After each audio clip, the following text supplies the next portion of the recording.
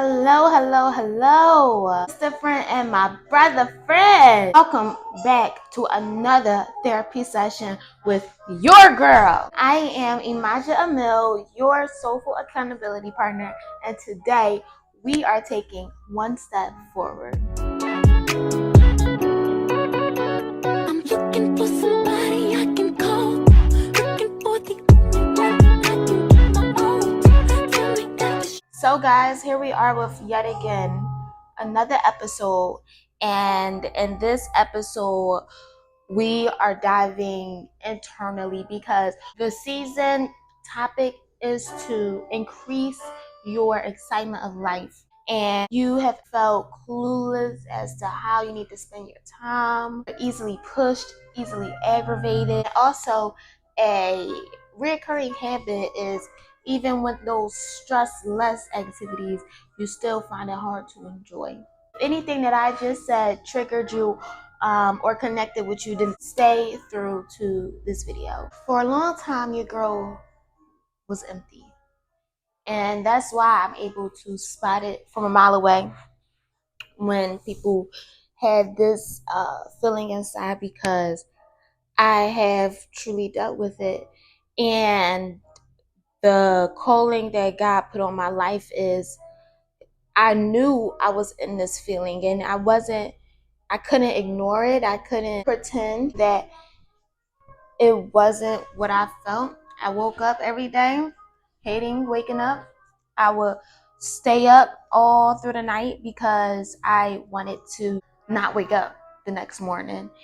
And I just want y'all to know that with these topics, I'm not just telling y'all just from, sweat off of my back. No, I'm telling you because I've lived some of this stuff. And some of this stuff, I've seen somebody feel it. And I'm able to go and read in between the lines. And that's why I share it with you, because not everybody is able to do that, let alone talk about their own trauma to help somebody else. I am a young mom, and it's not easy, and that has been one of the biggest challenges in my life, besides staying consistent with my own dream. I was constantly in a state of comparison and was never grateful for my circumstances. So trust me, I know. And it wasn't easy, but my will to overcome was stronger than the will to stay there. And that's what I feel like you have too.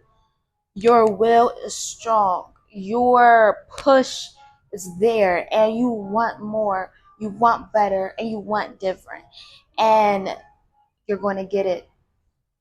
So from my experiences and what I've learned dealing with this is, it's not all bad, because once you come out of this cocoon that you're in, you realize the cocoon that you put yourself in.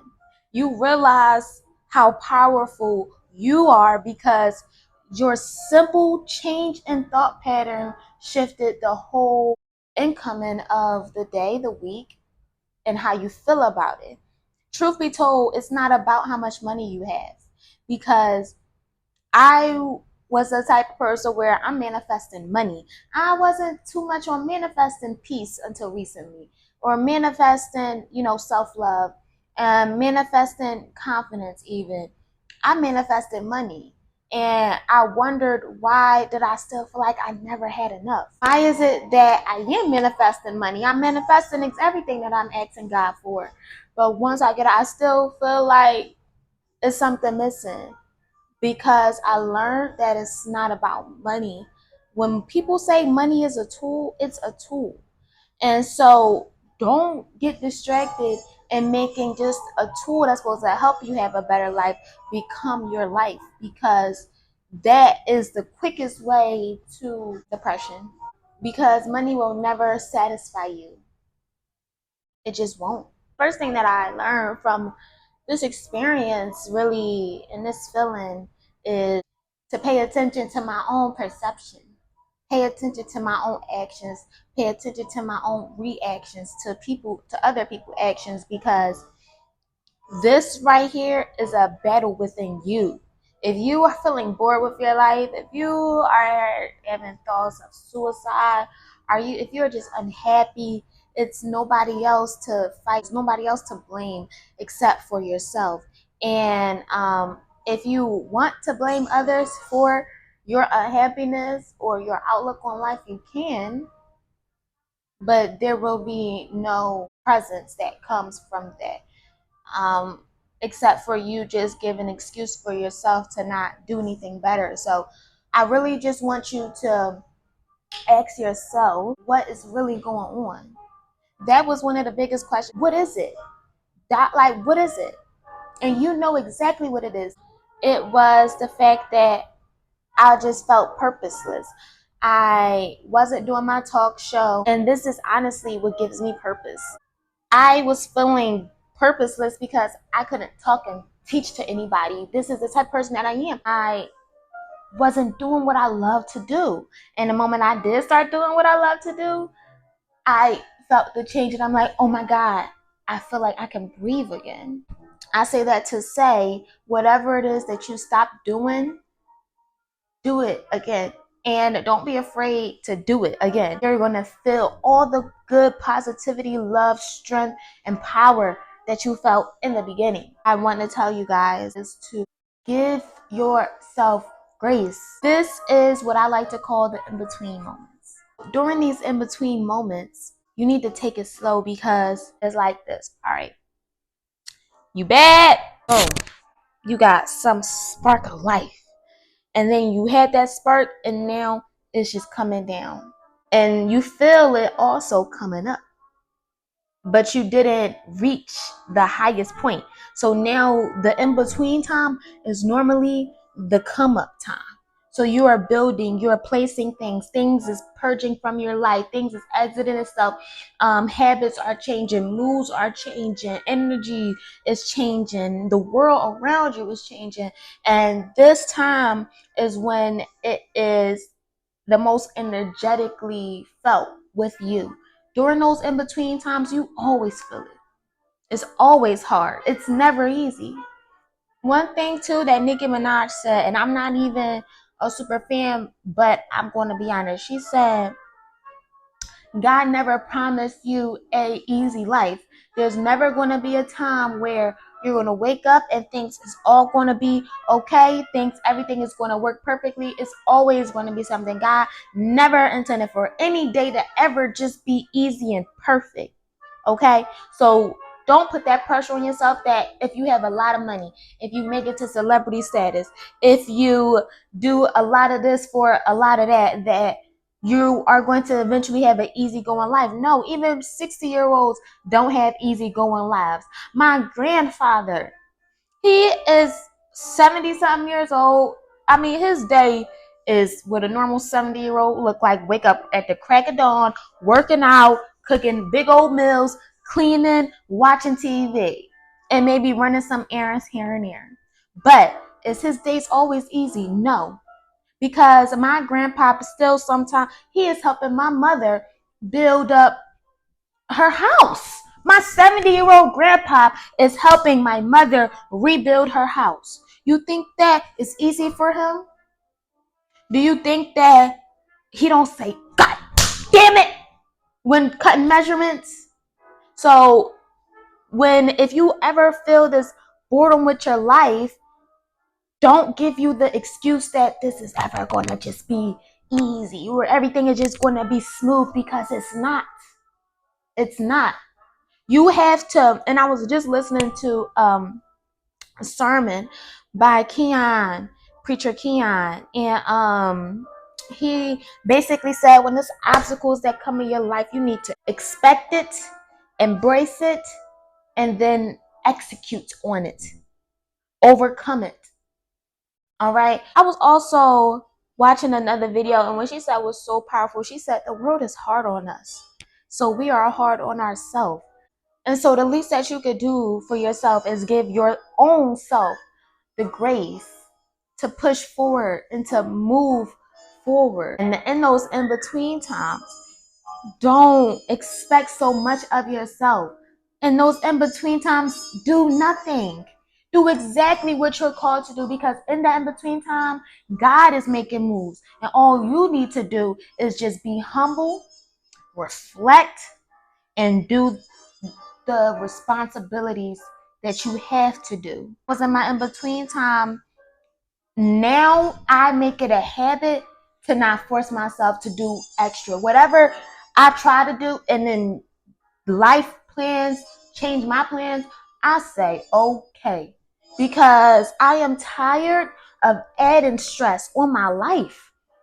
Life, people, circumstances, responsibilities is already stressful. Why you add your own stress? That's a big ass lesson that we have to learn in this lifetime, that if there's any time you can avoid adding pressure on your life, avoid it.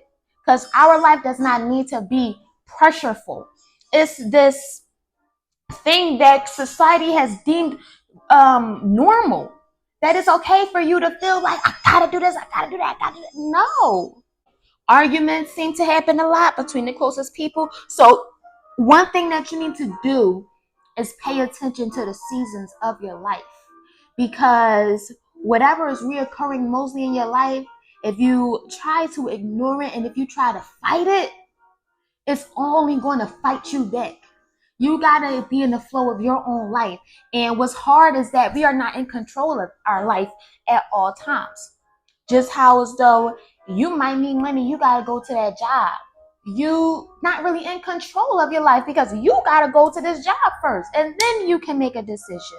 So it's like that, but spiritually it's on a whole nother level. If you pay attention to the season of your life, and that if you're able to be in the flow, then that lets the Most High know, the energy, the spirit, that even lets your subconscious know that you don't need to be in control. And so this feeling of this anger, this hurt, this emptiness is because you want to be in control of something, and right now you're not, and you're trying to fight it. So be like a fish and swim with the current, and don't go against the current. And also, if you guys didn't know, if who is into fishing, if you are, mind you, I'm not into fishing. So if you don't know, then I don't blame you, because I'm not into fishing. I'm a whole bee and I don't do that. But anyway, I saw one day that in this video, the guy, like, normally people will fish, and when they fish, and if it's a big current, they'll fish against the current. And the reason is because they're like, well, the fish must all be coming this way. You know what I mean? Because it's a big ass current. But you don't fish against the current. You fish with the current. Seems like common sense, but it's really not that common. A lot of people, I'm not a fisher, but I'm just must say, you may not be fishing with the current of your life. You might be fishing against it. And if you want to realize how do you become in the flow of your current situation, well, the answer is that you already know. You already know what you need to do. You already know what's calling you, and you already know what you half-assing and what you're not trying to pay attention to.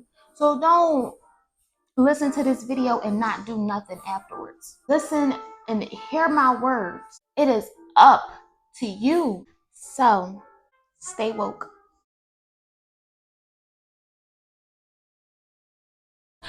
Hey, what's up, y'all? Shout out to you if you have made it this far. I know that I'm holding you accountable for moving forward and for achieving the goals internally, so that way when the physical manifestations come, you're able to truly enjoy it. So since you stay here, you already know what time it is. It is our You Deserve Your Flowers tribute time, girl. I just love giving shout out to the people who put that work in. In this series, I am going to ask you 2 questions. They are personal. They are meant to spark something within you. They are meant to bring your own direct awareness to your subconscious level state. And so do not be afraid, but be prepared. The first question I have for you is, what is your ideal day? Now, I asked myself this question a lot during my in-between phase. What does my good day look like? I used to watch countless days of people who work from home, mothers, podcast owners, trying to see what does their day look like. How can I create that day in my own way? And realizing that it helped, okay? Did I copy some of their things? Not really, but it did help. All right. It brought me to this new stage where it's like, now it's like, I don't want to just look at other people and see what they doing. I just want to do shit for my own self. You know what I mean? So what is your ideal day?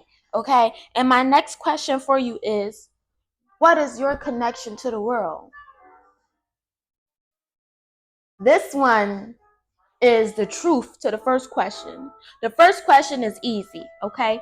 But the next question is a boost. What is your connection to the world? What does your ideal day stem from? What does your ideal feeling stem from? What makes you feel like you're human? What makes you feel like you are important? What makes you feel like you are heard and loved? And what is it that you do that you feel like can't nobody do better than you? What is your connection to the world? And you see that? Here's some things that you're going to do. The first thing you're going to do is you're not going to downplay your talent.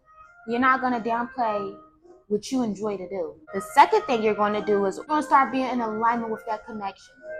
You're going to start pushing yourself to be in the element, in the energy of that vibration. So if your connection to the world is through music, you need to be waking up and listening to the birds when they wake up. You need to be hearing the music from nature.